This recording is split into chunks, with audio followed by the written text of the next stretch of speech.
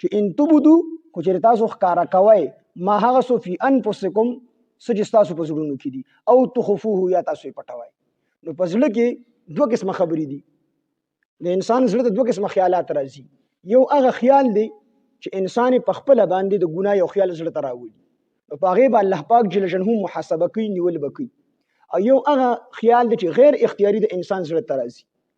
یعنی عبد الله بن عمر رضی الله عنه نقل دی فرمای حدیث دی نبی علیه السلام فرمای چې په ورځ د قیامت په الله جل شانه خپل بنده ځان ته رانږدې کی او د بنده ته وایي چې بنده تا دا ګناه کړې ده، دا ګناه کړې ده، دا ګناه کړې ده، یو ګناه به ورته الله پاک چې کوم دی یادي او دې بنده ته وایي چې ای زما بنده دا خبرې ته مني، دې به اقرار وکړي بېشکه الله پاک دا دومره ګناهونه مې کړي. بیا ورته الله پاک رب العالمین وفرمایي چې ای زما بنده څنګه چې پتا باندې ما په دنیا کې پردا چولې وه، څنګه مې چې پتا باندې په دنیا کې پردا چولې وه، ستا ما پرده پوشي کړې وه، دک شان به زه پتا باندې په دې قیامت په دې ورځ باندې هم پرده واچوم او ستا ټول ګناهونه ما معاف کړل او دته به چې کوم دی عملنامه ورکړل شي، ټوله به د نیکو ډکوي او دته به د جنت ټکټ میلاو شي. نو الله پاک چې څنګه زمونږ او ستاسو دلته کې ګوره مونږ څومره لوی ذات دی الله پاک چې څنګه را باندې دلته کې پردا چولې ده، نو دقسې زمونږ د الله پاک نه امید دی چې انشاءالله قیامت کې به الله په مونږ باندې پردا اچي. مونږ او تاسو خپل ځان ته سوچ وکړو مونږ څومره ګناهونه نه کوو، هغه الله پټ ساتلي، پټ کړي دي، چاته یې نه ښکاره کړي. او انسانو چې معمولي ګناه درنه وشو نو بیا مونږ په بازارونو کې لګیا یو د دا ګناه کړی ده، د دا ګناه کړی ده، هغې عزت اخلو.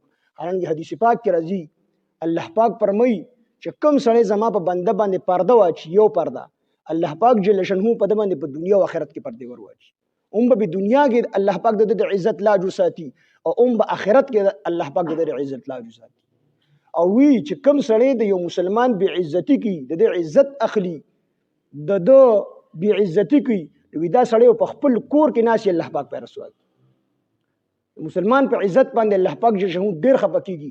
د دې وجې د الله پاک جل شانه یو نوم ستار دی پرده اچوونکي.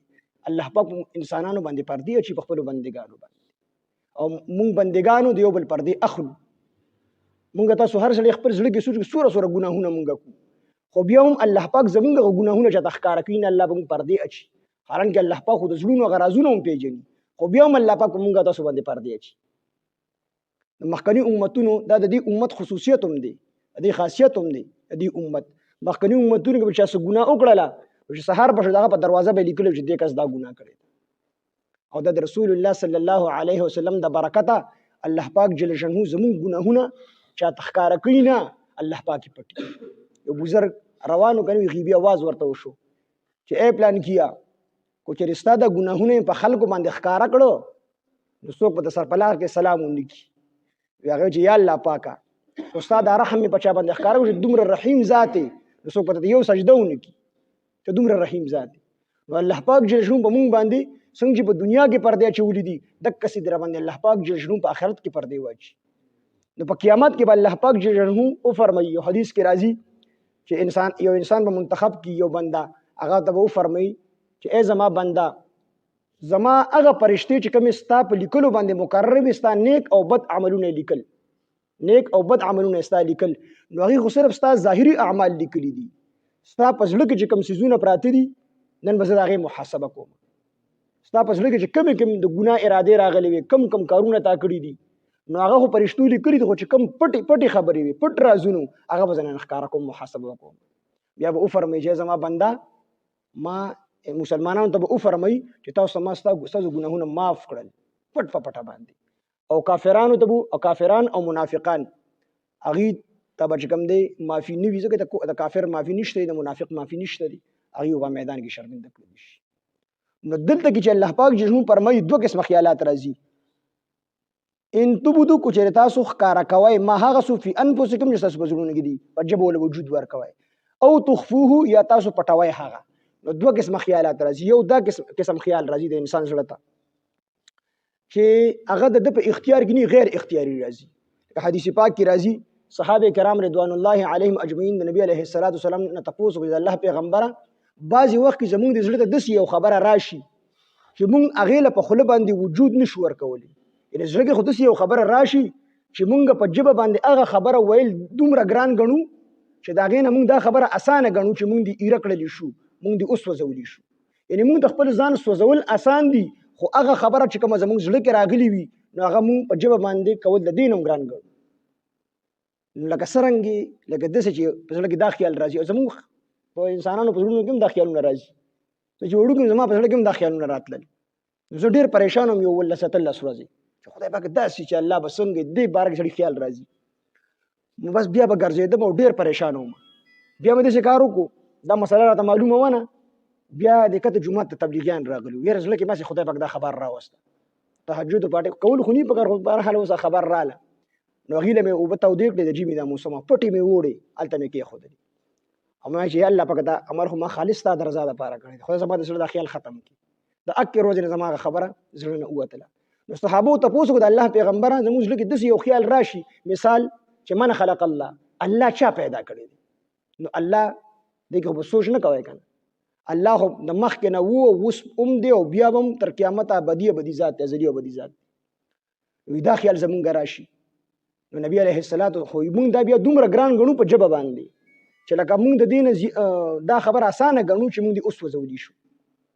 نبی علیه السلام ته وفرمیل چې ذلک صریح الایمان، دا واضح ایمان دی، دا ستاسو مضبوط ایمان دی چې ستا په زړه کې دا خیال راځي او په دې تاسو الله پاک نه رانیسي. په زړه کې د خیال راغی ته به یې نه راولې، په خپله راغی. نو دا د مسلمان په زړه کې دا خیال راځي، د ایمان والا په زړه کې دا خیال راځي، د کافر په زړه کې دا وسوسې نه راځي. نو دوه قسمه اعمال دي چې کوم په خپله باندې راشي نو په هغې خو ته الله نه رانیسي، هغه غیر اختیاري دي، ستا پکې اختیار نه چلېږي. لا یکلف الله نفسا الا وسعها. انسان باندې الله پاک هغه تکلیف په هغې باندې نه دی مکلف کړی چې کوم د ده په وس کې نه وي. نو دا ستا په وس کې نشته دی، په ژبه وله وجود مو ورکوه، دا خبرې په ژبه سره مه کوه.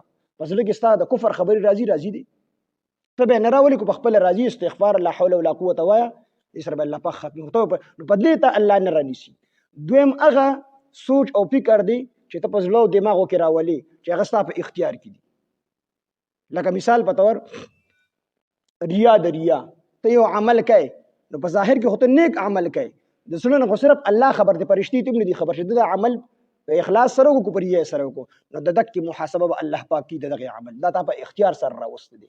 یا به د موبایل کې سړی په حاشي ویني او دی بیا بار چې کوم دی په خپله باندې د خپلې ذهن ته هغه خبرې راولي، نو په دې به الله پاک رانیسي.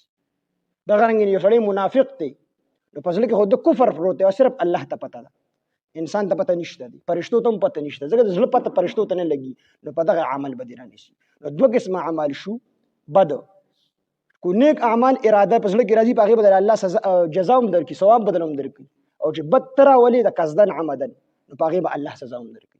خو دا کوم چې په خپله باندې راځي غلط خیال چې په خپل په دې د الله نه رانیسي، نو دې کې هغه اعمالو ته اشاره ده چې کوم ته په خپله باندې راولي.